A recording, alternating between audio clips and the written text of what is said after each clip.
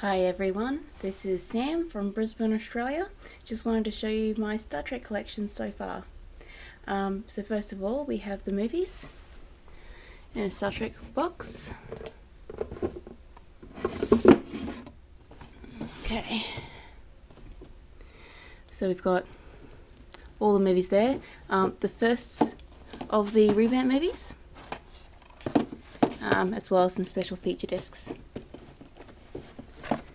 Pretty self-explanatory, I think. And then down here we have the original series. We have the animated series, which is actually quite interesting. When the original series got canned, this is how Gene Roddenberry completed his story about Kirk's 5-year mission.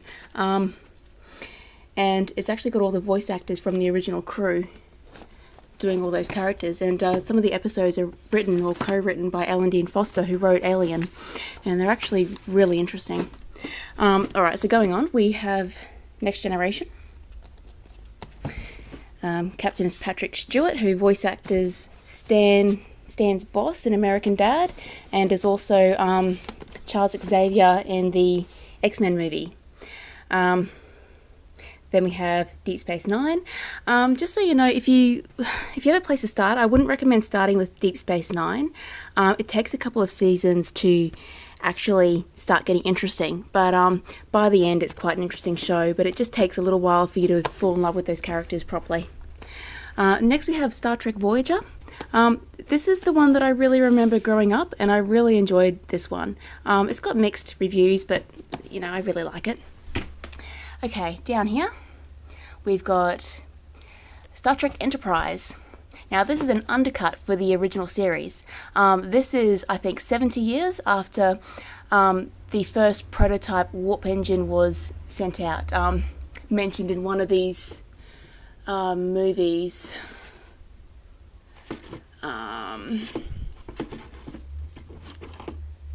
First Contact. They go back in time and they meet the creator of the original warp drive, and so this series is right after he died, pretty much.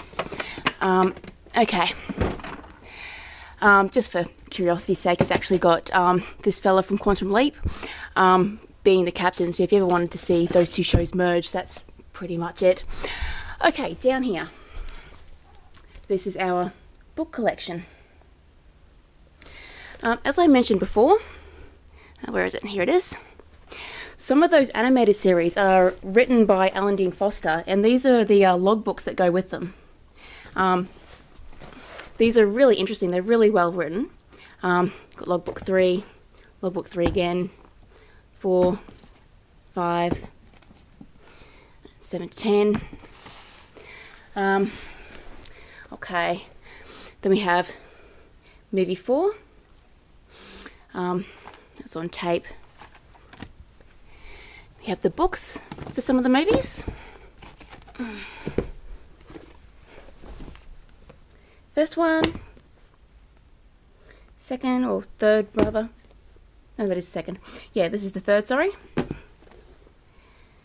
Fifth, fourth, have that a bit mixed up, sorry. And Star Trek Generations. Something interesting about this one is it really goes into detail about the Deltans.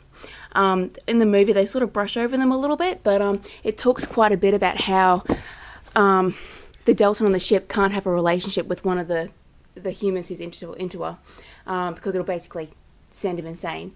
And it talks about that whole culture of where she comes from, and that scarf that she puts on her head when they're trying to remind her who she is. That actually has quite a bit of significance with her home planet and their whole sexual culture, and it's quite interesting just finding out more about that part of the Star Trek universe.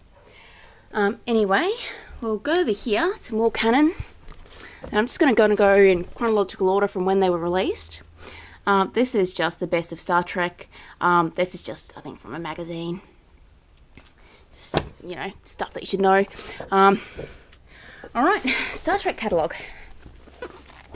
This is really actually quite cool. If you really have a love for those old you know, those old visual effects that they used with just the models and just, you know, the really tacky effects. You know, you just fall in love with them. And it has some things about the old conventions and sort of, and all that sort of thing. One thing I forgot to mention, with this release of Star Trek the original series, it's actually been redone, and there's no copy of the original series, well, the original series on there. So a lot of the space shops have been completely redone, so they're all computer animated, and there's none of those models in there anymore. A lot of the inside shops, there have been extra characters added in to make the crew look bigger. There's also there's been a couple of touch-ups of things that actually bothered them, like, you know, laser beams not coming out of guns and that sort of thing. But you know, if anyone knows where to get a box set where it has the original series, I'd really like to know where to get it, because, you know, it's not the same. Anyway, going on with this. Alright, Starfleet chronology. This shows you where everything fits in line. So we have the space shuttles that, you know, are from our world. Then it talks about the first warp engine up to the first Enterprise. And I think you get the idea.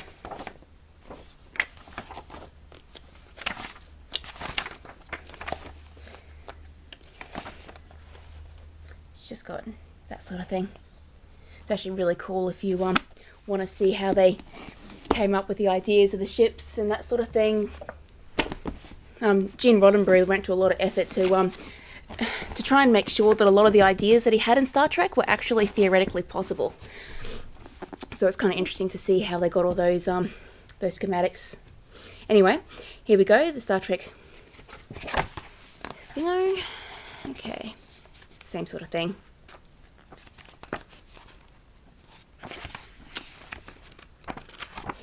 Okay. Next up, Next Generation Companion. Pretty much just taking you through the story and how it all fits together, all the different characters, etc., etc. Okay. Chronology. This takes you through all the star dates. So whenever a significant event happens in the Star Trek universe, this is pretty much logged in this book. I'm sorry this video is going to be a little bit choppy. I just pressed the wrong button on my camera and actually interrupted the flow. But apart from that, yeah, it just shows the major events in the timeline as they happen. As well as going back in time, that sort of thing. It also shows when Star Trek uniforms change and Star Trek badges and that sort of thing. So that's kind of cool. Okay, next up. Alright, got Star Trek When No One Has Gone Before. I've got doubles of this book because my sister got me a copy for my birthday, but she didn't know I had one already. Okay, I think you pretty much get the idea.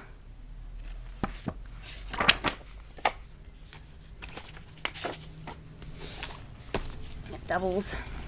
Okay, The Art of Star Trek. This is probably one of my favourite books that I have of Star Trek.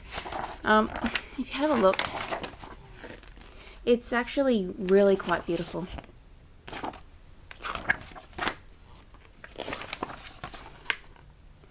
Shows you all those ideas coming to life that they have throughout the Star Trek universe. You know, from sketches to models and that sort of thing. And it has his ideas, his different sketches for the different Star Trek uniforms and all the different ideas that he had, even though, you know, a lot of them didn't actually come into existence, but just all that brainstorming. Yeah, it's quite cool. I really like it. Right. And then finally, we have 30 Years of Star Trek.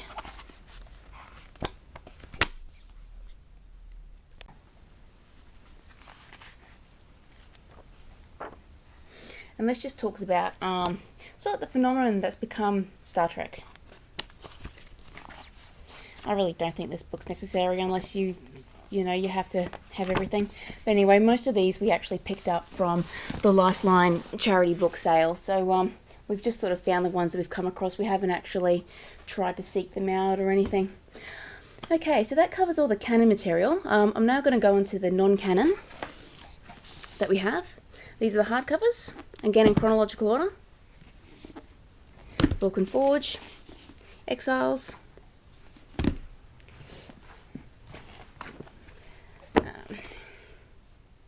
Vulcans, Ishmael, The Romulan Way, Bloodthirst, Starship Trap. Okay, Crossroads. I'm not going to go into all these because there's too many. Shell Game, Firestorm, and this one here, Star Trek Strange New Worlds, number 2. Now what this is, it's actually a collection of short stories written by fans for fans. And what they did is they ran a competition and they got everyone to send in their short story. And they got thousands and thousands when they did the first volume. So they ran a second one because, there was so much interest in it. Okay, last but not least, I nearly forgot this one. This is the Star Trek Next Generation board game.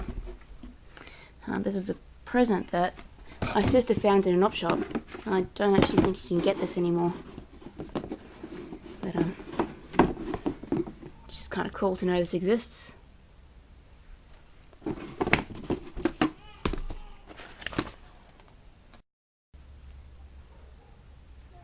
I actually didn't know this existed until I got it as a present. So I think it's missing some of these tricorder things, or I did go through it and actually compared it to the instructions and figured out what we were missing and what we weren't, but I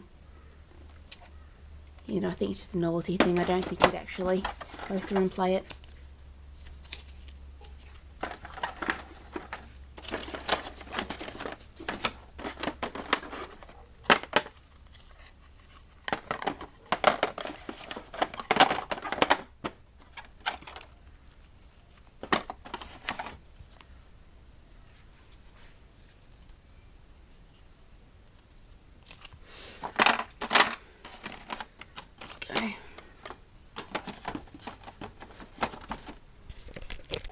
Okay, and I think that concludes our Star Trek collection for now.